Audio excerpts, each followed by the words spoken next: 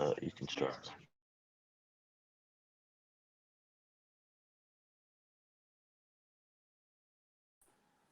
Assalamu alaikum, everyone.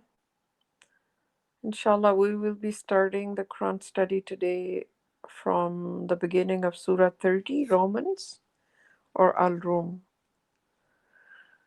I seek refuge in God from Satan the rejected. A'udhu billahi minash shaitanir rajim. In the name of God, most gracious, most merciful. ALM. And these are the initials, and the footnote says see Appendix 1 for the detailed explanations of these previously mysterious initials. So, as we know, these initials are major part of the mathematical composition of the Quran, or the code 19, the miracle of Quran, math miracle of the Quran. Certainly, the Romans will be defeated in the nearest land. After their defeat, they will rise again and win. Within several years, such is God's decision, both in the first prophecy and the second. On that day, the believers shall rejoice. In God's victory, He grants victory to whomever He wills. He is the Almighty, most merciful. Um, so this is a historic, actually, something in the history about the Romans, that they will be defeated. I do not have much knowledge about it, and we can certainly discuss this event which happened in the past, um, and during our discussion after the Quran study, God willing. So I would not further discuss on these. My knowledge is very limited on this issue. Preoccupation with the wrong life. Such is God's promise, and God never breaks His promise. But most people do not know. Um,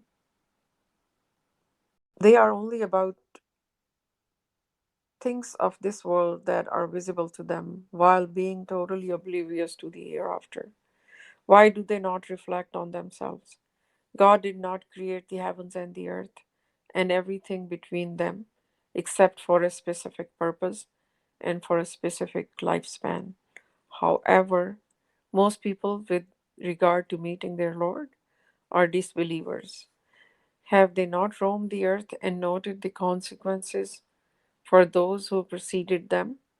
They used to be more powerful, more prosperous, and more productive on earth. Their messengers went to them with clear signs. Consequently, God was not the one who wronged them. They are the ones who wronged their own souls. The consequences for those who committed evil had to be evil. That is because they rejected God's revelations and ridiculed them. So, verse 5, God talks about victory. He grants victory to whomever He wills. He is the Almighty, most merciful. So, God controls everything, God is running everything. Um, any outcome of anything which happens or on this earth is decided by God. Victory or defeat, it's all in God's hands. And we think something we did to gain some kind of victory or success or anything, everything is already predetermined by God, it's predestined. What we have control over is the only one thing, is to exercise our free will to choose right or wrong, free will to choose God or not God, which the other alternative is choosing Satan, because there is nothing in between. Satan is out there to claim most majority of the people with these ideas, um, and that's committing idol worship, doing things against God's laws and His revelations is the other alternative.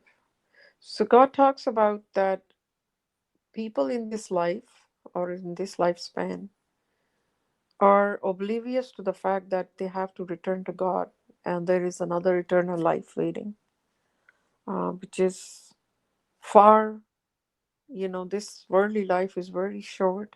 We are here for a test by God's mercy that we got a chance to redeem ourselves, to get back to God's kingdom because we all committed a horrendous crime during the Great Feud. And if you want to read more about or not, know more about the Great Feud, then in this translation by Rashad Khalifa, the authorized English um, version of Quran, and you will find it in the beginning, the introduction, God willing. So God's promise is the victory to His believers, and that's His promise. They eventually the victory belongs to the believers. They might go through trials and tests, and once they pass those tests, their belief is established, and God will give them prominence. That's God's promise. um, and God says God never breaks His promise. That's His law. But most people do not know, meaning most people do not trust or take God's word seriously. um, And people, they care about things of this world which are visible to them. So what we see is an illusion. Everything is based on, you know, earthly material, which is mostly space, between the atoms and on subatomic level, and which will be ended. When the world ends, it all will vanish.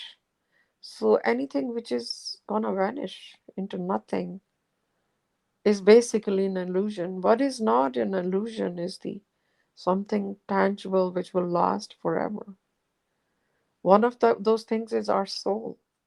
Our soul is gonna live forever while we shed our body after our time has ended on this earth, and then soul goes to after the day of judgment and day of decision. Either it will go to heaven or it will go to hell. But the eternity starts from that point. So God says, we only believe in what we can see, but the belief in the hereafter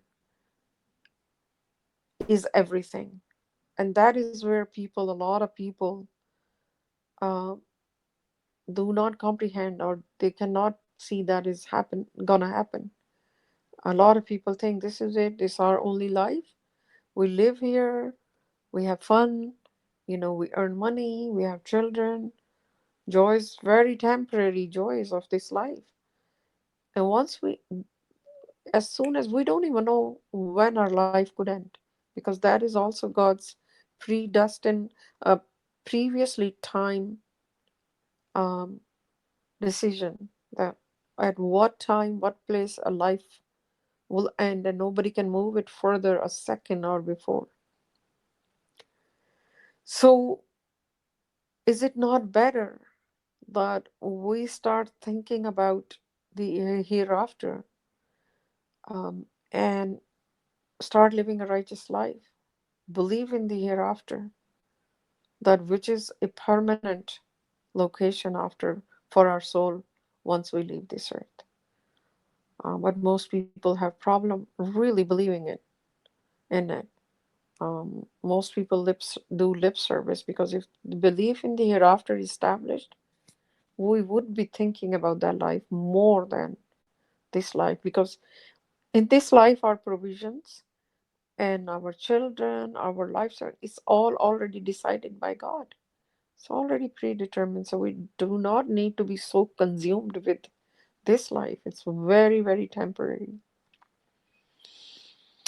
Why do they not reflect on themselves? God did not create the heavens and the earth and everything between them except for a specific purpose and for a specific lifespan. However, most people, with regard to meeting their Lord, are disbelievers. So, God asks us question here that the create it starts with our creation. If we just look at ourselves and the human anatomy, uh, and then the awesomeness of the complexity of everything, and the perfection of everything, the system, how God creates life from a tiny drop, and then that turns into, embryo, and then fetus, and then bones come, and the heart, and the brain, and the hearing, the eyesight, lungs, and all the faculties. Like, there's so many automatic systems running within ourselves, which we have no control over. Nobody's dictating heart to beat how many times, or our kidneys how to process all that, or any other organ. It's by, it's just, if we reflect on ourselves, we will believe in God. We will have belief in God, that absolutely behind this awesome creation, just ourselves. And of course, all of God's creations are awesome, marvelous. But at least we know how our system works. And then God says, uh, all of this He created on the heavens and the earth for a specific purpose. He, in the space on earth, plants, animals, everything on this earth, and everything from here to the heavens. There are 7 universes. So we have a specific lifespan, and everything has a specific lifespan. Everything one day will be perished. And the reason for our life is very specific. We are here only to redeem ourselves, and ask for forgiveness from God, um, of our original sin. And that, as I said before in the beginning, that about our creation, the reason of our creation is in the introduction of the translation. We will have better understanding why we are here, where we go back from here. If we really don't know the purpose of our creation, we really wouldn't know what to do, you know, and why we have to worship God alone. For what crime we are going to be asking for forgiveness. So once uh, we know why we are here, which is detailed in the Quran, detailed in appendices and introduction, then we know it all makes sense. That what we need to do in order to be redeemed and go back in God's kingdom. And God has detailed everything in the Quran what we need for our salvation, inshallah. So God says most people are disbelievers because of this fact that they don't believe in the hereafter. They might believe in God. They say, yes, there is God who created, but that's where it ends. In the hereafter, they are not certain. Yeah, some people say, okay, there is hereafter, maybe, there could be, we don't know what's going to happen. But when God tells us in the Quran, there is hereafter, there is a life which is waiting for us, and the rewards in that life for our righteous work are far better than any kind of mansions and empires we could build here, which are temporary, and we leave them behind. Everything. Even our relationships with our children and loved ones will be severed once we leave the earth. So, verse 9, have they not roamed the earth and noted the consequences for those who preceded them? They used to be more powerful, more prosperous, and more productive on earth. Their messengers went to them with clear signs. Consequently, God was not the one who wronged them. They are the ones who wronged their own souls. So, once again, a question God is asking, that those who don't disbelieve in God or the meeting their Lord after the death, have you not roamed the earth and seen the country? Like today, we don't have to go to places, we can check information online. What happened to many communities before? There are ruins, there are castles, there are pyramids, there are, you know, things made like to last forever on this planet, probably. If you see Roman Empire, amazing marvels of architectures. Today, those people are not there who built them. You know, um, these are their tourists going there and looking at it.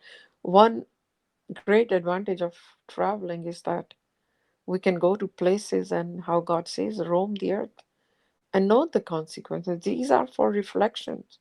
We will find those castles and um, um, palaces in ruins. We will see there are many, many. Yes, some monarchs are still there, but of course, somebody else previously built them.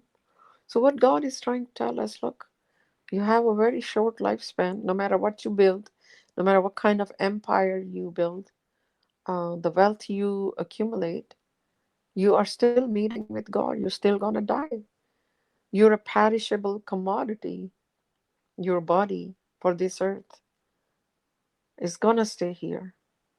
But what will last is your soul, which must return to God. So, no matter how powerful you are, or people were, they still left everything, and they left to God without, except with their deeds, not things of this material things of this worldly life.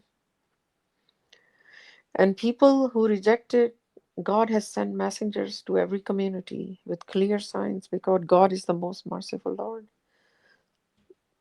Lets the people say that they never received a warner, or a messenger, you know, that would tell them about God and the hereafter. God did send messengers to every community.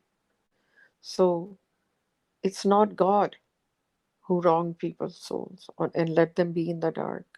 Every community has received a messenger, scriptures, and guidance, but people either corrupted the message, disregarded it, or took God's revelations heedlessly and didn't follow them clearly. So they could not live a righteous life according to God or the messengers. So it's the responsibilities on them after receiving all the information, rejecting God's revelations, is wronging their souls and not taking advantage of whatever the information we received. We are a very lucky generation now that we have received purified information through the Quran. Quran contains everything perfectly. God's guidance is fully detailed, but millions and millions of Muslims are unaware of Quran's teachings. Quran is sitting in a foreign language, um, in their home somewhere, where they will once in a while touch it and think it's a great thing we have this book. But not many people know what's in it, or they uphold other teachings other than Quran, like Hadith and Sunnah, fabrications by people, attributed lies to God. So that's also has become the cause of wronging people's souls, because it does not have correct information. It's deviation from the religion. And many previous generations have done the same thing. They could not uphold the Torah or Bible. Same thing with the Quran. People um, have failed to uphold the Quran. Mo- Today's Islam is not the Islam which God has decreed in the Quran. So, verse 10, the consequences for those who committed evil had to be evil. That is because they rejected God's revelations and ridiculed them. If you talk about upholding Quran alone, people will ridicule it. If you talk about saying the Shahada with God's name alone, La ilaha illallah, or Wahdahu la sharika lahu, they will ridicule it. They will say, where's Muhammad's name? So that's idolizing one messenger over others. That's another topic that we cannot discuss at this point. That how God says, do not make any distinction among His messengers because they all came with one message. So, rejecting God's revelations through His books and through His messengers has made people deviate from the religion. So God says, those who committed evil has to be evil. How you cannot commit evil and expect goodness in the hereafter. You know, you made a choice. We will make a choice here during this test to work righteousness or to become evil people. You know, so the reward would be accordingly. It's not God who's wronging anybody's soul. People are choosing with their own free will to do the right thing or wrong thing. With all the information in this time and age, we have everything like uh, in a blink of an eye, on a touch of a finger, to gather information, you know, about God, about scriptures, about religion. And those who seeking the truth will find the truth, inshallah. We will. We today we have no excuse. Idol worshippers disown their idols. So, verse 11, God is the one who initiates the creation and repeats it. Ultimately, you will be returned to Him. So, we know that God started creation of everything with nothing. He initiated the creation from originated of creation of anything. And all he had to say was be, and it was. And then he made reproductive systems that creation repeats its creation on its own by reproductive systems, you know, and it spreads, and the all the lives, you know, started with one life, and then it continued to reproduce, and then eventually we all return to God, our Creator. We go back to Him, where we belong. On the day when the hour comes to pass, the guilty will be shocked. Their idols will have no power to intercede on their behalf. On the contrary, they will disown their idols. Now, this is very important to know. There is a lot of myths that how Christians believe that Jesus will intercede on their behalf, or if you just believe in Jesus, you have already made it to heaven. You believe in Muhammad, say, I am a follower of Muhammad, and he will intercede on the day of resurrection to God, that God, this person believed in me, uh, and now I ask you to please let him go to heaven. That's not how it works. God tells us every soul is responsible for their own deeds. There is no way the most just and most merciful Lord will listen to a human being who knows nothing about these creatures or followers, what was happening to them once they leave. Once a messenger leaves this earth, he has no knowledge, or any soul has no knowledge.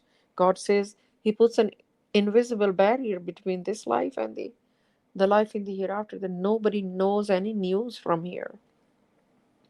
And here people are um, sending darood and whatnot to Prophet Muhammad to increase his um, God's mercies towards him. You know, like we need mercy for ourselves. Prophet Muhammad doesn't know what is happening here. His works are going to benefit him. not our prayers for him. Our prayers cannot even benefit for forgiveness to our own people.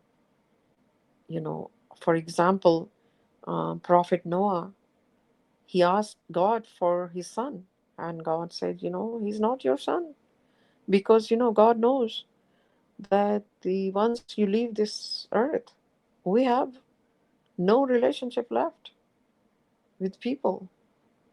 So any relationship which we have here is temporary. It's not like a son will be a son over there too.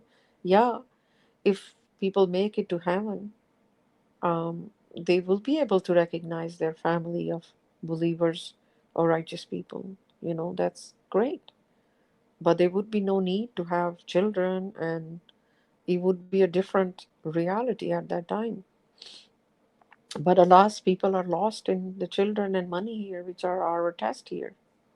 And the idols, the people idolize powerless idols beside God, because obviously all the messengers or prophets or the saints, they could not even save their own relatives, let alone, other people, because everybody will be judged on their own deeds alone, how much they grew their soul by doing worshiping of God alone, by upholding the commandments and doing the righteous work. That is what will take us to heaven. So the guilty will be shocked on that day. God says, how will they be shocked? Because this is what they thought. They believed in the falsehood of intercession, and they worshipped idols beside God, which on the contrary goes against them. Because if we idolize anybody beside God, any entity, as the idol worship, definition of idol worship, and that's the only unforgivable sin if maintained till death, will not be forgiven, because we have to trust and believe and worship the only one God who has absolute power over everything. That's the belief what we have to establish in our hearts, and recognize that there can never be any other God beside God, something which holds any kind of power to make us happy or unhappy or give us any kind of provision. So what will those messengers do when people will be thinking about intercession? They will be so disturbed and angry that they will disown them. They will not even say, we even, not only that we don't know you, but this kind of thinking cannot be our followers. So they will basically disown them. They will say, you are not our followers, we disown you, because the idolatry is not what they taught. They did not teach them, once we leave, you worship us beside God. So on that day, when the hour comes to pass, they will part company. As for those who believe and lead a righteous life, they will be in paradise rejoicing. So very clear. So on that day, all these myths are gonna fall apart, and absolutely the idols they worship, they will disown them and walk away from them. Um, on the other hand, those who believed in worshiping God alone and following the right path from the scripture, they will lead a righteous they led a righteous life. They will be in paradise rejoicing already, because they were clear about idol worship. Very important for us to put all our trust in only one God and worship him alone. As for those who disbelieve and reject our revelations and meeting of the hereafter, they will last in the retribution forever. So the eternity in the heaven and hell is permanent. So those, of course, you know, they rejected when God's revelations came to them, and they did not believe in the hereafter, that one day they will meet God. Even they believed in God, but they didn't believe in the hereafter. It's not enough. Belief in the hereafter makes you do the right things. because then you go according to the righteous way described by God, revealed by God, that you follow these commandments so you can be saved. Remember God always. Verse 17. Therefore you shall glorify God when you retire at night and when you rise in the morning. So once again, um, God is God is advising us to how we grow our soul. How these are God's gifts to us. God telling us the ways to increase our righteousness and grow our soul, with many other things for zakat, salat, fasting and everything. These are God's gifts. So God also tells us that best timings for glorifying God, commemorating God, when you before you go to bed. So God is on your mind, and when you wake up in the morning, God is on your mind and you glorify Him. And God says, all praise is due to Him in the heavens and the earth. Nobody else is worthy of any praise, because everything else is His creation. The one who created is praiseworthy. So He created everything in the heavens and the earth. So He's the only praiseworthy Lord and Master. So then God talks about the evening and middle of your day. So basically, God should be on our mind most of the day. So all the times. So that's why we have 5 times prayers. So that's the most of the time we're thinking about our next prayer, doing the ablution. We commemorate God through our worship and through our glorifications. And the contact prayer is the main, you know, tool, or the main source, the big meal for our soul to grow. And the others are, we commemorate God in many ways.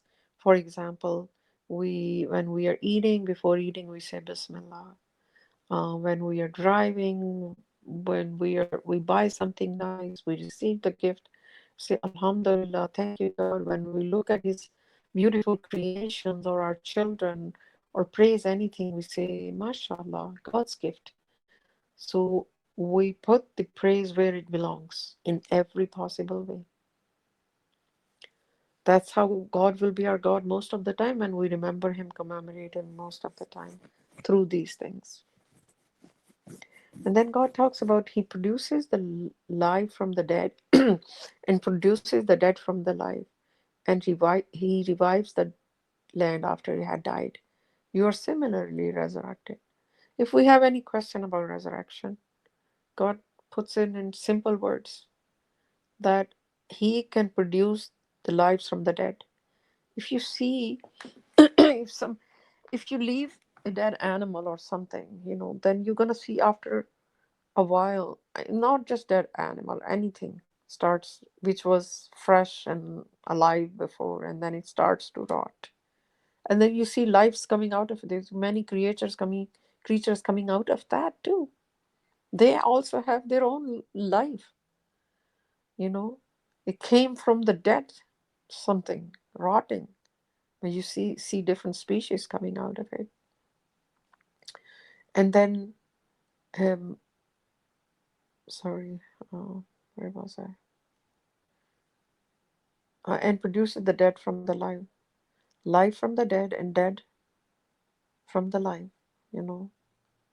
So when every living thing has to die. And we see that when the the spring comes, all the dead lands become, vibrant, and it's just green coming out, which had all died before that. There was like nothing there.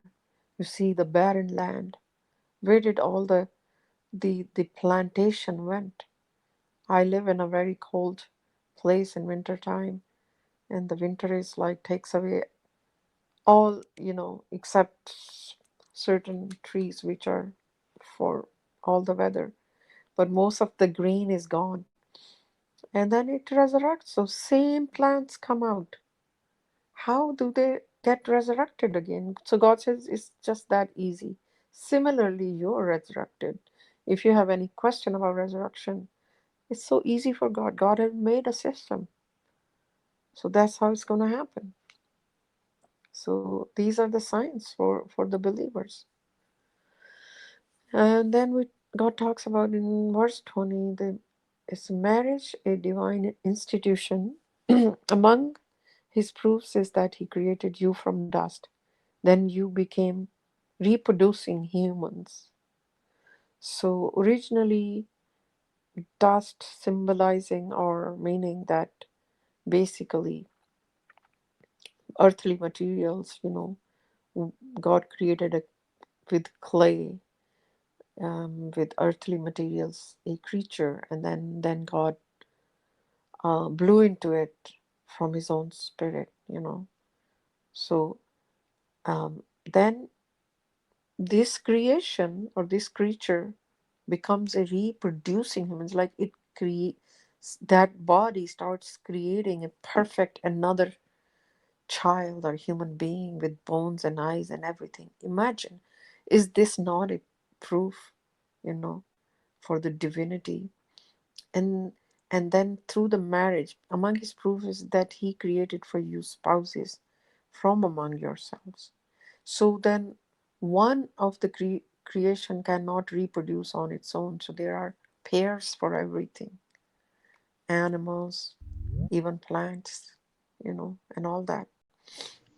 So God created spouses from among yourselves in order to have tranquility and contentment with each other.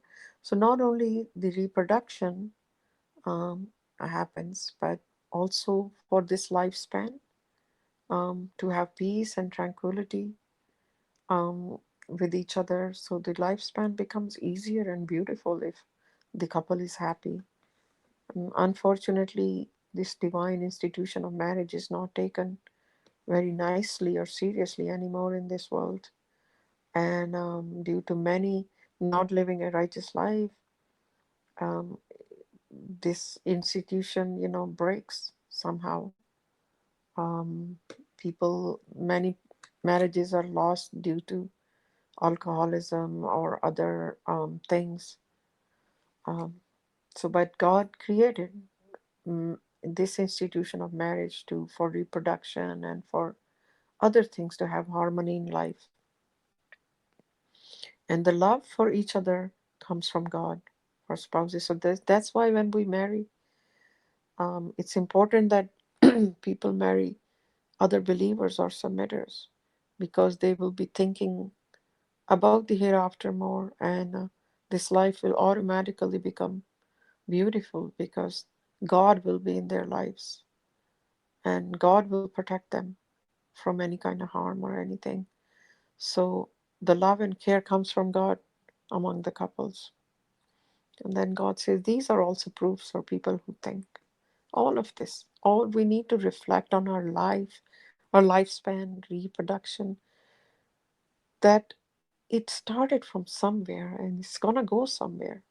It's not just we're just here randomly and this amazing creations of life, uh, of God, are created for nothing.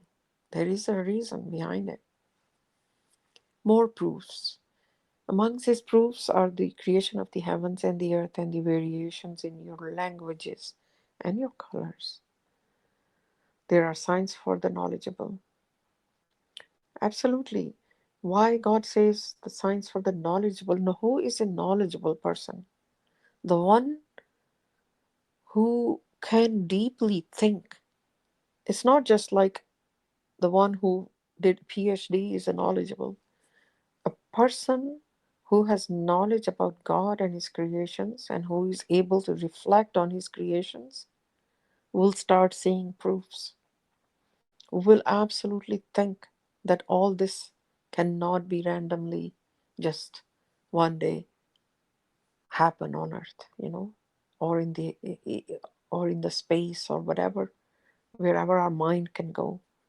The variation in your languages and your colors. So God says, like, if everybody looked the same, same color, skin color, same language. It's all would be that people will have, we recognize different languages, different colors of people, cultures, for variety. God has given variety in everything, in animals, and creatures of the ocean. You see one fish, millions of species there, different colors, different styles. Same thing, God says, that different skin colors. So there is no scope for being racist anywhere. Like God's person, a believer should never be racist or thinking one language is better than the other, and the um, or one color is superior than the other. Um, Among his proofs is your sleeping during the night or the day, and you're working in pursuit of his provisions. In this, there are sufficient proofs for people who can hear. Um, the night and day, God says, we created the night for your rest and sleeping, and the daytime you energize again, and you go in pursuit of his provisions. We have to, um, because things in this life we do are gonna be a test for us too. The money we earn, our children, although these are joys of this life, but they are as well a test. But, you know, once again, we need to reflect on, like, what if there was no night all day? Or if there was no day all night, we would be just so depressed all the time. There's so much comes with day and so much comes with the night. So there is balance in everything. God has created everything in a different, whatever you can think about, and it's there, you know, the colors, languages, and the day and night. So many proofs for God says the people who can hear, hear. What do you hear? What the hearing also is such a big sign of God, you know. We, if we don't, a lot of knowledge we receive through hearing, a lot of knowledge we receive through our eyes, by seeing and by hearing.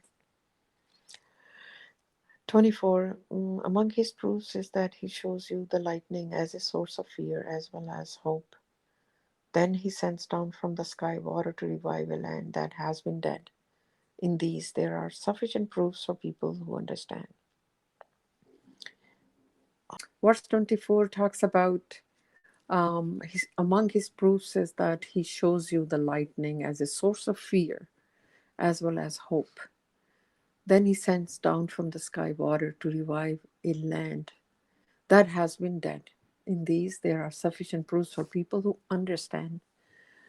So, all of these proofs God is talking about to believe in Him, that you have enough proofs. You don't even need anything else. Just look around your own creation, day and night, the color of people, and the resurrection. You will understand the system when you see the dead land coming back to life in springtime. Like now is the time you will see sprouting, you know um, these beautiful plants from everywhere. And when the lightning, of course, when lightning happens, it's such a powerful thing, the sound comes, and it's scary. I mean, lightning, wherever it falls, it can destroy or burn that spot or whatever object. It can be a source of fear. People can be afraid who are under the sky standing, and it can fall on them, but as well as hope, because it brings the news of, like, okay, it's gonna be, water will be coming, and much necessary, lands which are haven't received the rainwater in a long time, they need it. And so it comes with hopeful message too, so all this, everything has its, there is, what God is showing is that variations of things, same lightning can be source of fear but also source of hope. and all that. So these are proofs, these are tangible proofs from God to understand, for us to reflect. And God says, these are proofs for people who understand. So we try to understand everything, in our lives. We go to school, we understand mathematics, literature, history, and, we learn and understand. We need to understand God's system too.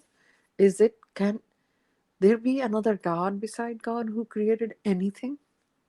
Anything to this magnitude or to the smallest level, like even an ant or a fly? God asks in another verse about, like, human beings or the idols you set up beside God cannot even create a simple fly.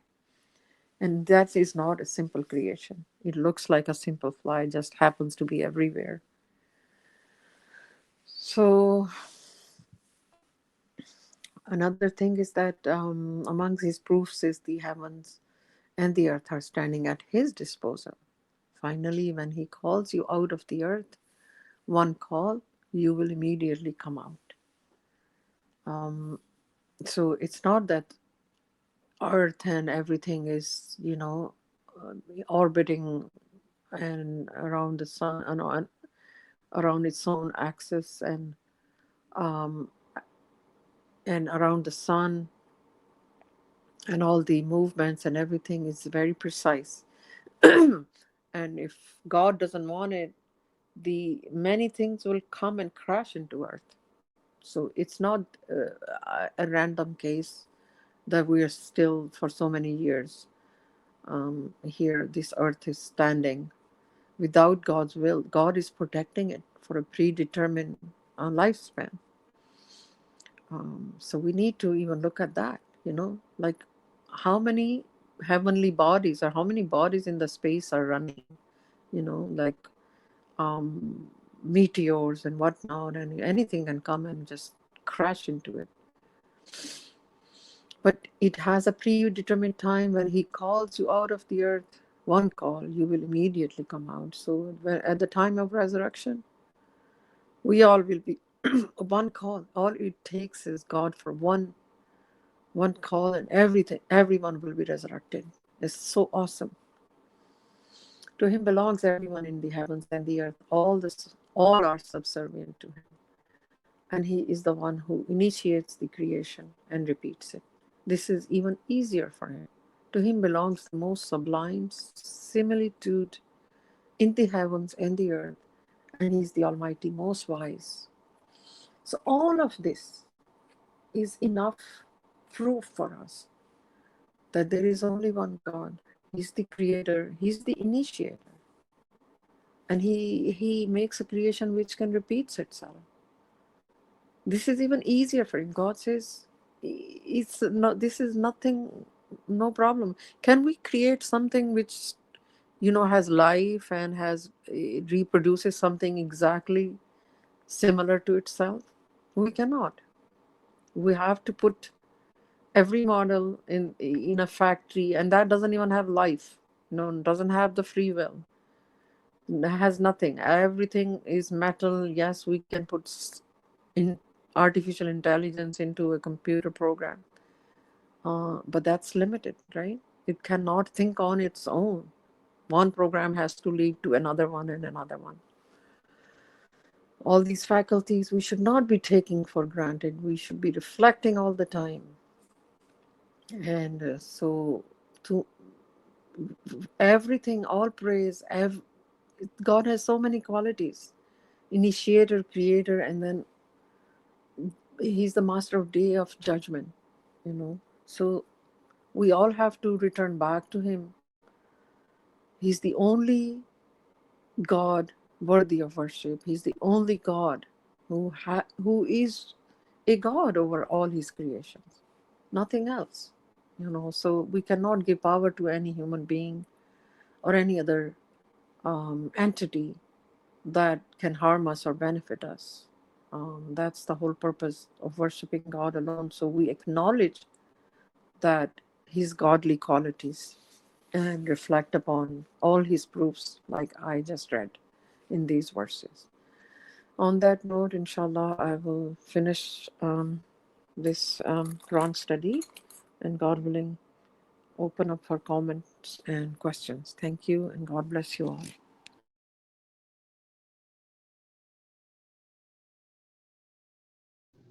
Thank you.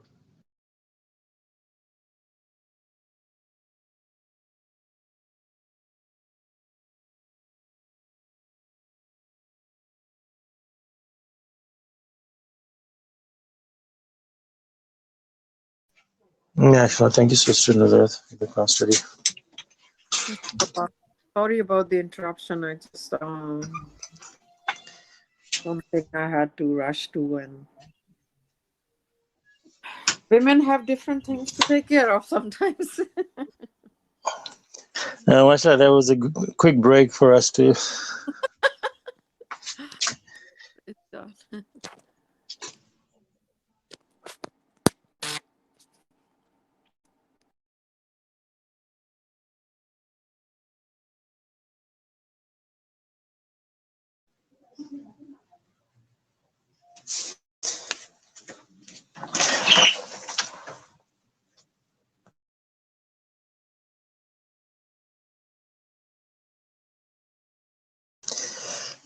Yeah, mashallah, when you were talking about the sleep during the day and night, one can appreciate the fact that it's a blessing.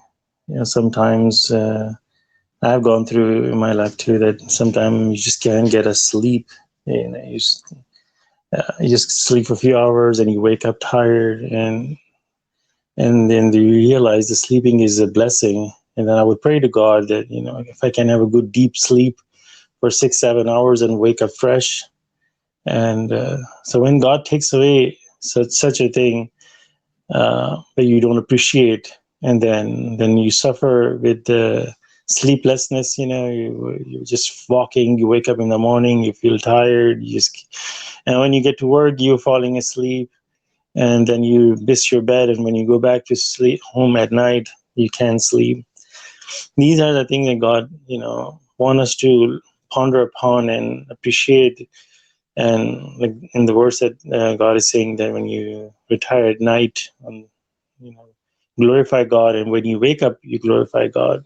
And this is you appreciating this blessing, like just like when you eat food, you say in the name of God, and you mention God's name, and you say thanks for the food. This is you should be showing appreciation of such a blessing. And so we should not take a good sleep for granted, and glorify God and say thanks to God for sleep. And sometime when you in the afternoon, when you lay down and you sleep for maybe a couple hours, maybe an hour, but that sleep has its own joy. You when you just kind of lay on the couch, and that sleep is just so amazing. It just feels so good. And you wake, in just an hour you wake up and you feel so good. And these are blessings from God, mashallah. Thank you.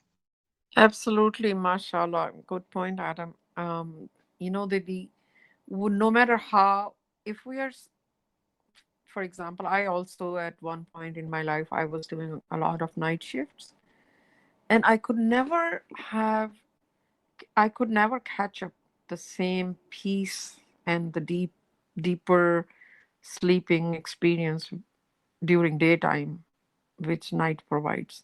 Sleep would be interrupted, and the how melatonin kicks in when it's dark, and um, that it automatically takes you towards sleeping. The daylight energizes you and has different. So I had to make the whole room so dark, put something on my eyes, and then the slightest noise will wake me up, and then sometimes I would have such interrupted sleep, then I go back next night again very tired. And how automatically evening starts relaxing you, and and you get your 7 or 8 hours night sleep, and you wake up fresh to all day, you can go. Yeah, subhanallah. Was it you, Adam, you talked about lightning once, something about lightning. I did talk about a little bit about lightning, but I'm not sure with the same context. Yeah, can Yeah. you? Yeah, I really like that comment. If you can talk about lightning again, like what it is actually.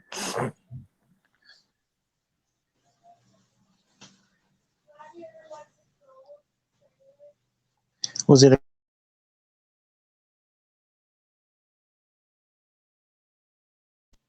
was it about rain cycle?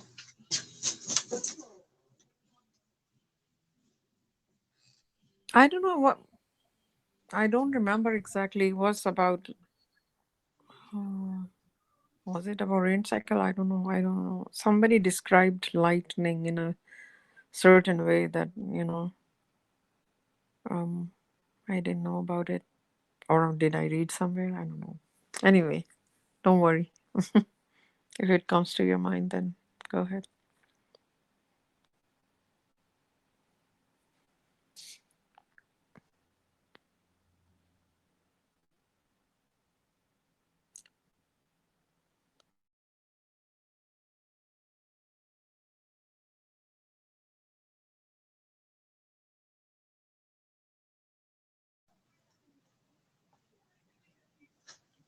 So, Masha Allah, with the verse number in the beginning of this surah, God is talking about Romans, and I try to look through the online to find out the history of Romans and when it was taking place. And there were some years that pulled out. Some of them are before Prophet Muhammad's birth, but there's one was like 753 AD. Then there was some, they were defeated and rise. So I don't know if God was talking about, which area, but it certainly says that they will be defeated, will rise. So after they do their defeat, they will rise again. So they may have defeated already, and then this is a prophecy, which somebody can ponder upon and look and go back in the history and do a little search, and will definitely realize that these things have taken place, and we know about the Roman Empire was one of the powerful empire.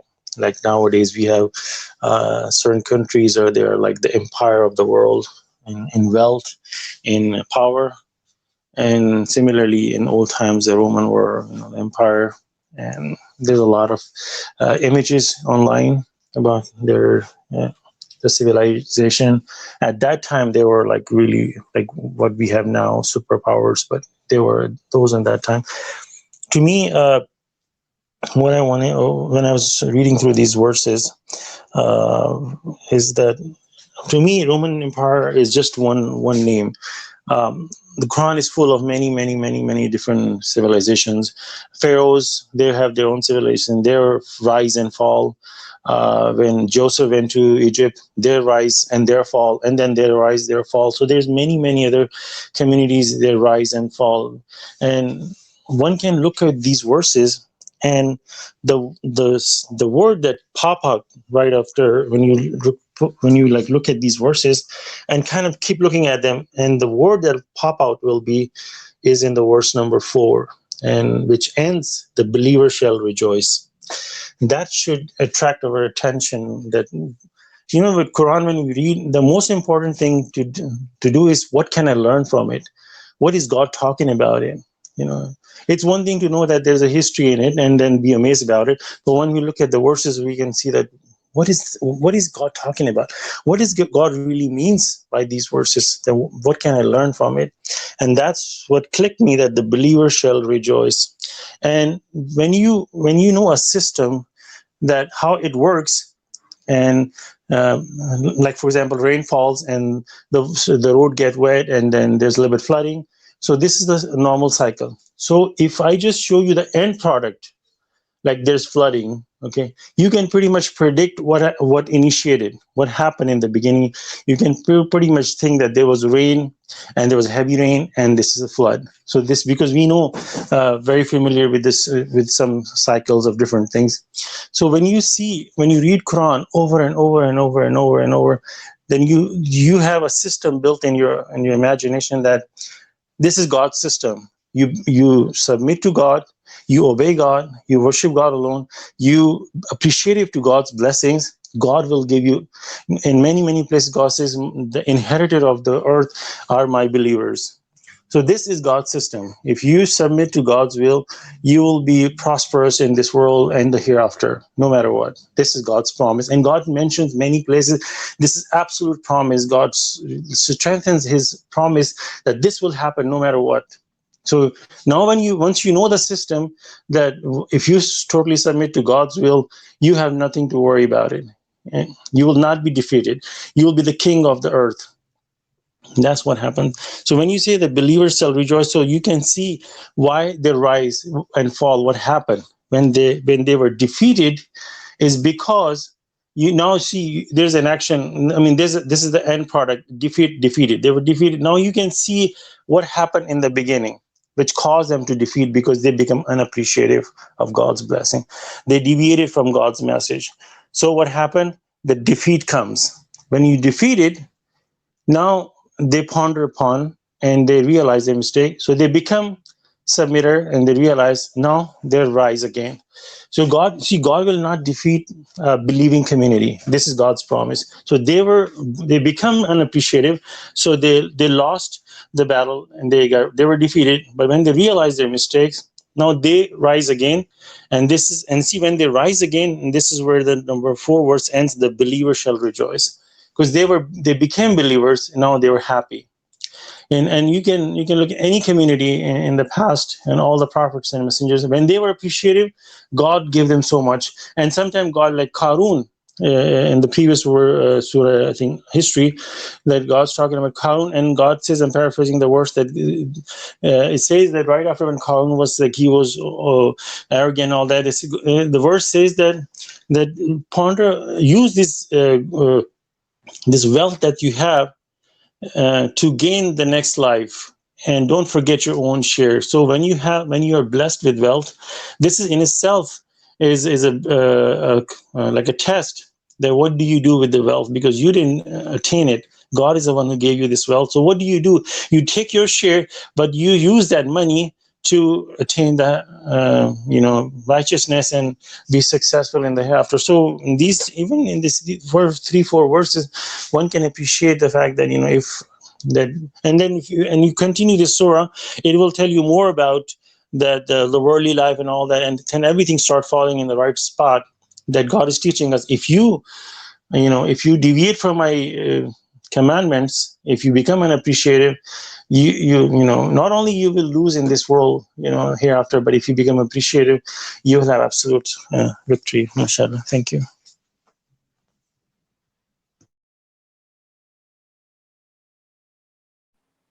Yeah, Masha Allah.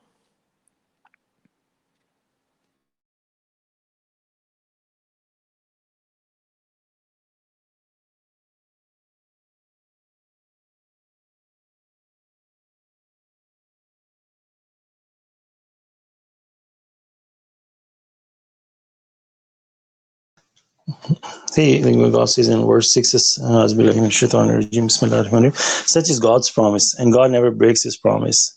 But most people do not know. See, God is reminding right after the Romans, God is reminding us this is God's promise, and God will never break his promise. If you devote yourself to God, and this is the easiest way to live, the easiest thing. Like if you have to do something, one is a hard way, one is the easiest way. And it appears Satan put so much fear in our heart that says, it's so hard. But in reality, if you really think about it, God is asking us such a small amount, and at the same time, God is providing us that the path of God is the easiest way.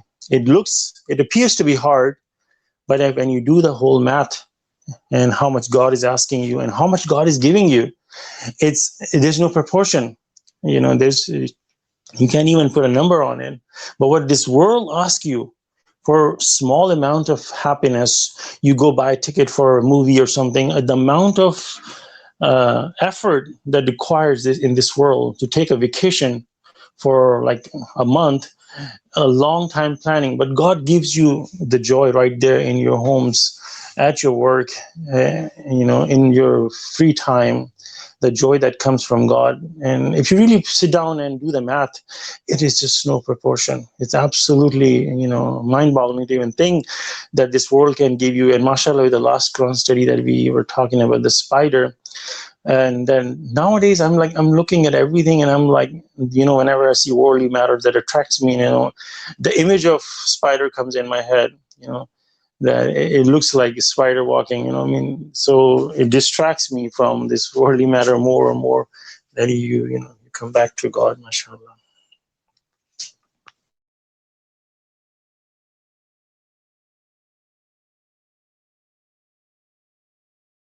Yeah, in these verses, God has given so many examples just to reflect, understand, look at it.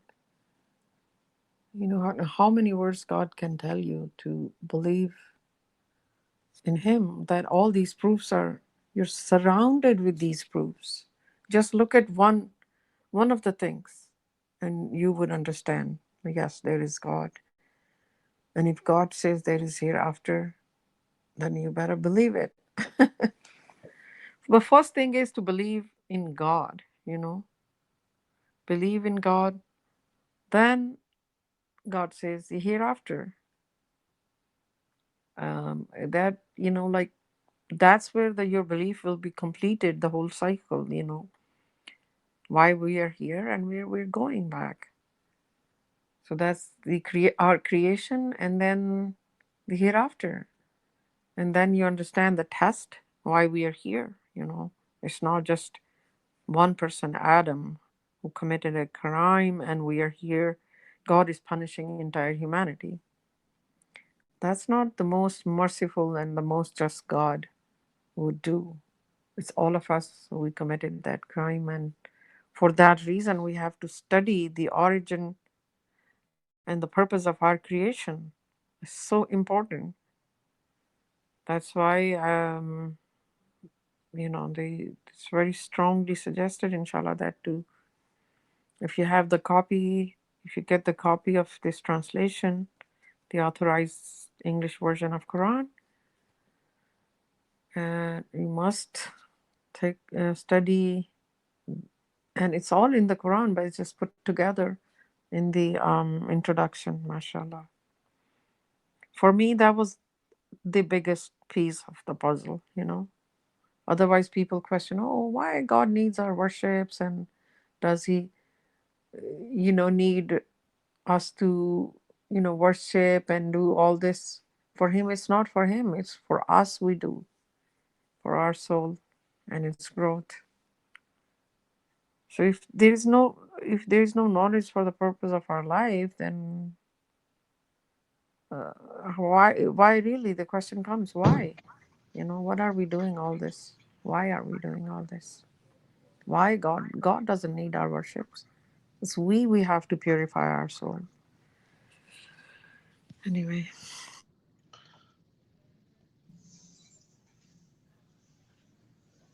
Yeah, I mean, absolutely. The status of God is beyond our imagination. I mean, 7 universes in His fist. We cannot even comprehend the innermost universe. I mean, let alone we cannot even think about our galaxy, which is 100,000-year light across.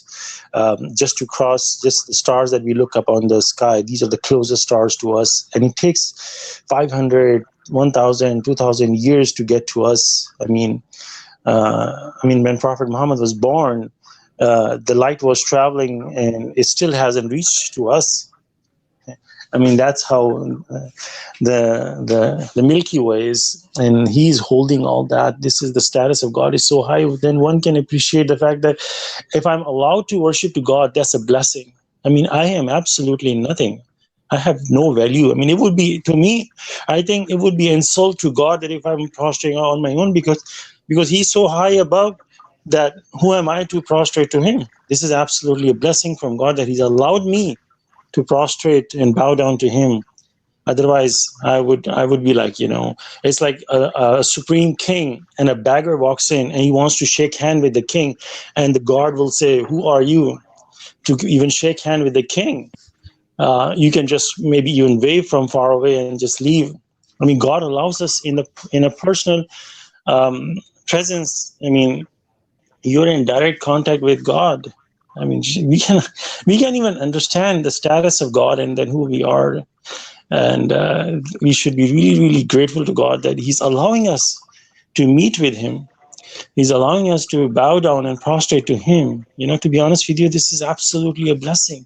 And those who are barred, are arrogant to think that way, that why God need our worship is they're completely fooling themselves to not even understand this is a blessing from God. That God is inviting you to be talking to Him, and they're taking the other way because Satan has, adorned their works in their eyes, and they just lost their soul. Mhm. Stuff for. So I also wanted to make a comment about some of the verses. So, so one, I wanted to make a comment about verse 22. This where it says, I was not sure. It says, among his proofs are the creation of the heavens and the earth, and the variations in your languages and your colors, and these are signs for the knowledgeable. And so one of the things that it reminds us of is God created it so we can created all these languages and variations in our colors so that we can recognize each other, and also as one of his proofs, as a sign of God's omnipotence, that he can create like multiple languages and people of multiple colors, and still everything will have its intact design and balance and beauty, and God can do anything. So this is one of, God's proofs, if we really reflect on it, how, like, you have people from different colors and different regions, and have different features, or, different variations in their different languages also, and they're all beautiful, like when you look at how God has designed them. And also, so that in itself shows you, like, when you think about it, that how everything is part of a very well designed architecture, in terms of how everything has been laid out by God precisely. Um, and imagine, for example, uh, like, you don't have someone walking with like purple nose and like red uh, eyes and like green ears or things like that.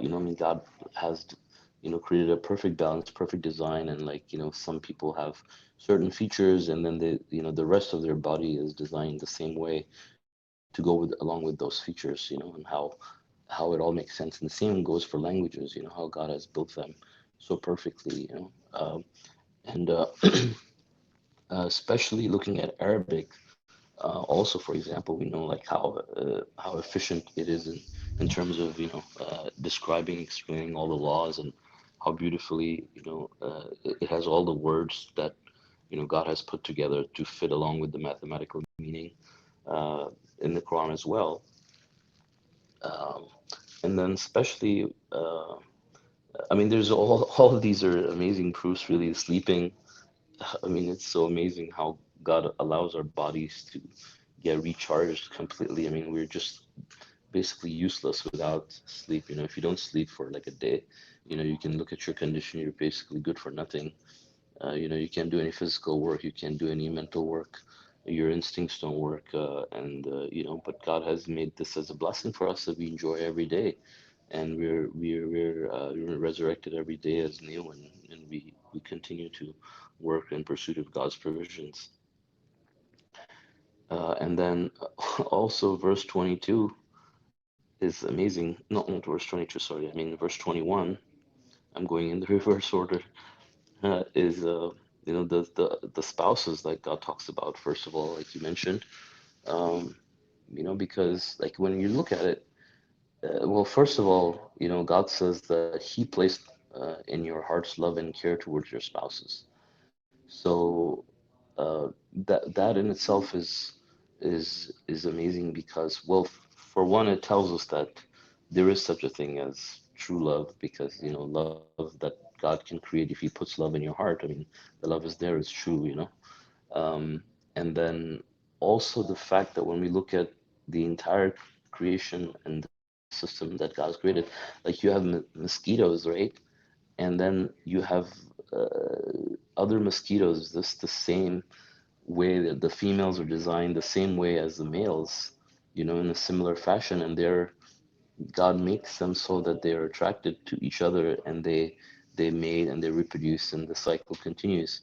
And the same for the humans too. Like, I mean, you have people from all different regions and colors and all these languages and everything, and then you have spouses for them that are, built in a similar way, and God puts love for them in their hearts. He has created them so that his plan can continue, and uh, that more and more humans and these creatures can continue to come till the end of the world. And I mean, thinking about how that would be possible on by, for example, thinking of it from like the point of evolution, right? It is utterly impossible, right? For, for something like this to occur, like for say like randomly, it would never happen, right? Just think about it, So it's just that it's really, that's why God says it's an amazing proof that He created pairs of everything, like the plants. Also, He created them like pairs, and so everything is perfectly matched. Like if you look at how the plants turn into fruits, for example, how they have males and females among the plants, and how they have males and females among within like the same plant even. I mean, all these things really will bring us back to God if we really reflect on that. So these are all these proofs that God shows us every day. So, but really, like when God says that, like you said, a person has to be knowledgeable. None appreciates them except those who are knowledgeable in them. So it really comes down to that. I mean, if you look around and you're seeking God, you'll see His proofs, and you're thinking about God, you'll see His proofs everywhere. And all of these proofs, every single one of them is really mind-boggling when we start thinking about it. But God makes it so easy. And this really truly reflects His omnipotence. So this should, all these things, when we reflect on them, I think they bring us, closer to God. And I think that's the way the Quran is encouraging us to think in that way. I mean, when I first read the Quran, I think this is one of the things I appreciated is God is bringing our attention to all these things that you would otherwise never really think about as a a normal human being. Like you look at, let's say, someone looks at a female or something. He's not gonna think about, wow, like God created them and they're designed this way. They're gonna think like, oh wow, is this person single or not, or things like that. Or you look at some plants, you're like, oh, this looks pretty or this doesn't look pretty, and then you move on. But as a submitter, I think our mindset has to be different, and we should reflect on God's creation and God's beauty and how God makes these things possible. And the more we ponder upon these things, I mean, I think that really brings us closer to our goal, and it grows our soul. So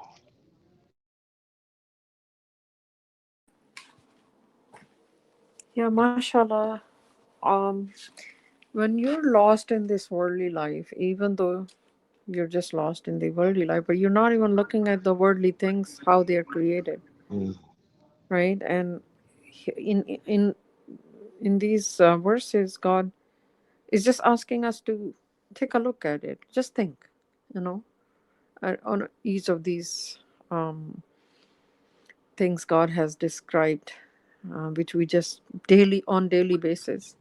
So mhm, that is why the difference between a believer and disbeliever is that a believer will appreciate every angle of God's creations, think and reflect, and that's such a soul growing moment at that time as well. As soon as you think about it and reflect, and then you can only think that this, who can create anything? Just one simple flower. It's not a simple flower. Each and every design is so perfect, the symmetry, the geometry, in the colors. You know, which of your Lord's marvels can you deny? At the end of the day, we can never even encompass God's magnitude of God's awesomeness and His powers and His ability to create from nothing. First initiate and then create, and then the creation repeats itself. This whole cycle God has described. All we have to do is just reflect upon it and just think and then become appreciative. Masha Allah.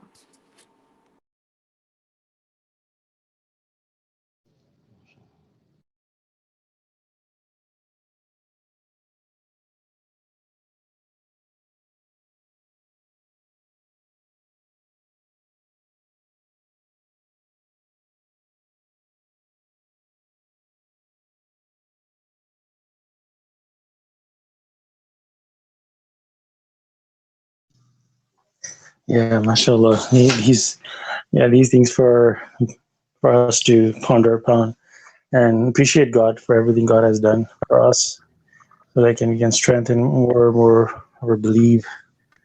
Uh, you know, I just want to share a little story. I don't know if that may makes anybody else make any different.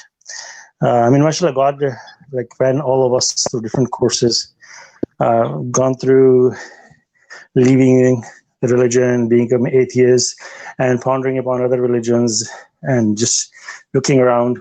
So there's a point of my life I totally became atheist, and me and there's another guy who were just like, everything happened by itself.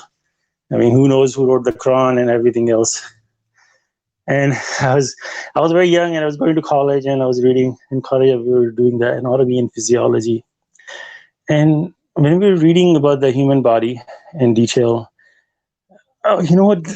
Some few things ponder upon me, that I was so strong believer of evolution, right? So, like me and the other guy looking each other eyes and say, how did that happen?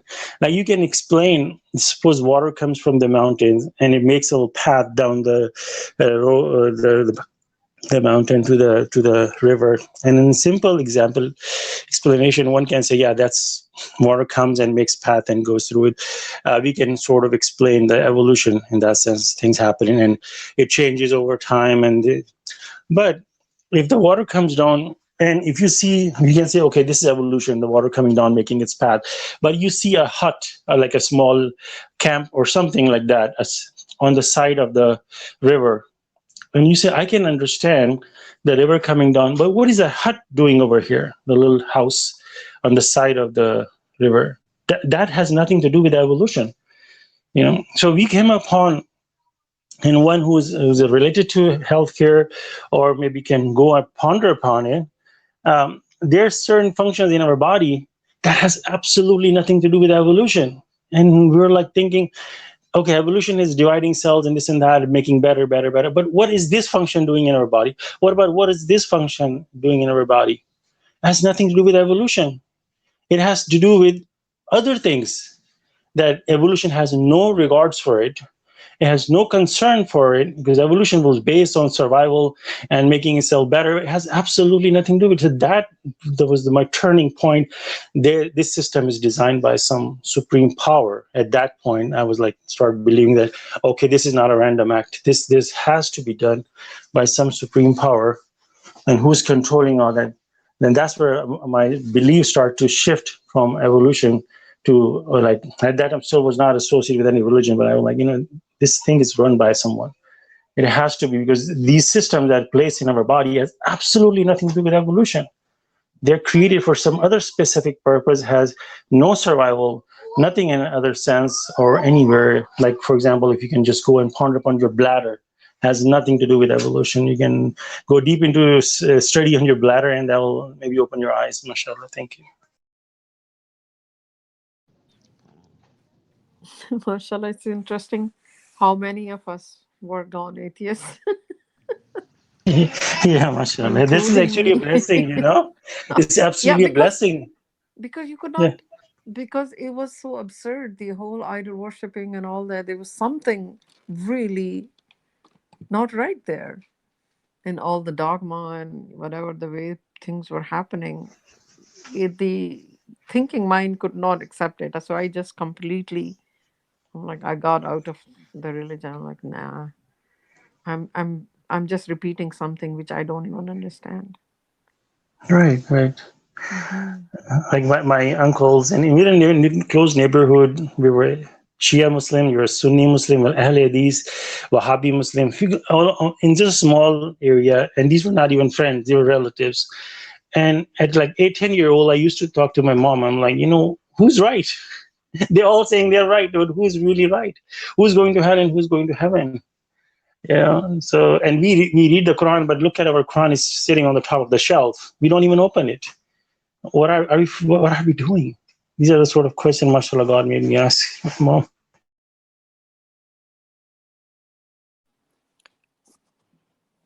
Yeah. For me, I could not understand the reasons for our worships and what they are and the meaning of anything.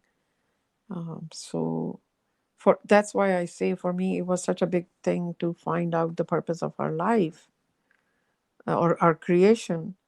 That just, it was the biggest information for me, which completely changed my perception of this life and everything. It was, like everybody has, God answers your the biggest question for in order for you to become a believer. That was for me. Otherwise I would like, oh, what is going on? Another thing I could not memorize was the Darood and stuff being recited during the contact prayer. It was something I could never memorize. So one day I was doing this a lot, and right in the middle, I said, forget it. Because I'm like, I'll never memorize this part. And that means my prayer is useless. Like, look at it, God prevented me to even just do that idolizing practice. Like, after today, I'm not gonna bother. And good thing is my parents were not like really forceful. That would have repulsed me even more. So that's why I came around full circle on my own when I first time opened the Quran, and something hit me right there. Like, these words cannot be. This is too much. This is amazing information. And 1400 years ago, who could have come up with such advanced ideas? And then I made me further read the Quran, and that was it. It's like God was, subhanallah, speaking to me directly. The beauty of Quran is that how God is the teacher of Quran is literally was somebody started to teach me right away. The miracle happened for me. It was like literally a miracle in one day. My life changed. Absolutely. I couldn't let go of the book from my hands. Yeah, everybody has their own amazing experience, subhanallah, with their own free will. And we are the lucky ones who rejected how our parents were practicing, and we didn't follow them blindly. That's why God says, reflect, understand, and try to understand. Yeah, praise God. Mashallah, yeah, isn't that amazing that you fall in love with the Quran more and more as just Yeah. like you. I mean, you sometimes you think that what if the Quran is taken away? You're like oh my God, I'm gonna die if the Quran is taken away And from could you us. ever get bored of, no matter how many times you read it? Right, It's right. just something always Mm, comes in more, clearly, and opens another venue of thinking like, wow. right, And how there is like no ambiguity, in no nonsense. right. Everything Just has such deeper meaning and reasons you see why. and all good stuff. all absolute teach. God is teaching good moral ethics in society and treating with each other. Everything is just positive and good. God, we're nowhere God saying go hurt that person or this and that. Only in response to self defense. Other than that, even God says that don't go above what they have done to you. But forgiveness is better. Just good stuff, Masha Allah. You Yeah. know. And one thing I would mention is that important is that in life we when we love someone, spouse or children or world, we have a little fear in the back of our heart. What if I love somebody so much and that person is gone from me, and the pain and suffering, we have that always have that fear in the back of our mind when we giving our love to somebody. And but you can never go wrong, and you can never go wrong with loving God. I mean, you can put your whole love into God, towards God, and God will never ever leave you alone. And this is one thing you can, with blind faith, you can trust in God. And you can love God as much as you want, but God will not betray you or leave you alone. In this worldly life, yes, people come and go. Sometimes we fear what our parents or someone else close to us will die, and the pain and suffering, but God will never leave you alone. This is a guarantee, mashallah.